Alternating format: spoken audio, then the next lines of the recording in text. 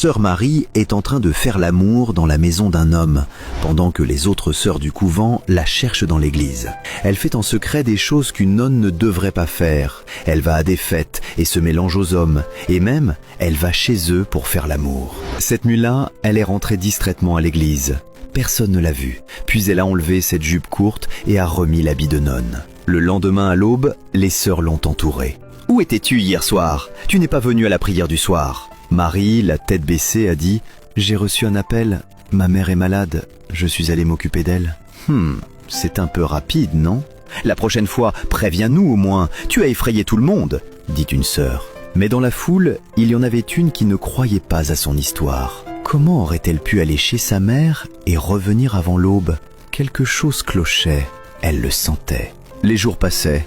Marie continuait à sortir en cachette, à faire la fête avec des hommes, presque comme si elle menait une vie de prostituée. Et pourtant, personne ne l'a découverte. Jusqu'à une nuit où elle a voulu ressortir encore une fois. Cette fois, avant d'enfiler sa jupe courte, elle a oublié de verrouiller la porte. La porte s'est brusquement ouverte. Celui qui est entré, c'était le père Franck. D'habitude, le prêtre n'entre jamais dans sa chambre. C'est un tabou. Mais ce soir, il devait lui transmettre un message au sujet de la messe de dimanche. Le père Franck a crié « Marie !» et elle portait déjà la jupe courte. Le prêtre, choqué et perplexe, a demandé « Sœur Marie, qu'est-ce que c'est? Qu'est-ce que tu portes ?» Elle savait qu'elle était prise.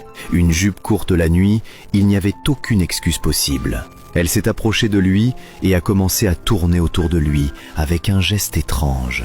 Le prêtre a essayé de résister, mais en tant qu'homme, il a fini par perdre le contrôle. Et ils ont couché ensemble. Cette nuit-là, quelque chose d'inattendu s'est produit.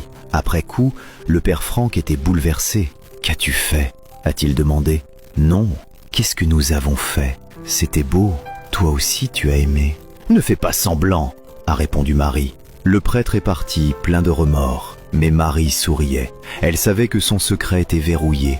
Il ne dirait rien, parce qu'il était lui aussi complice. C'est le début du chaos dans la maison de Dieu.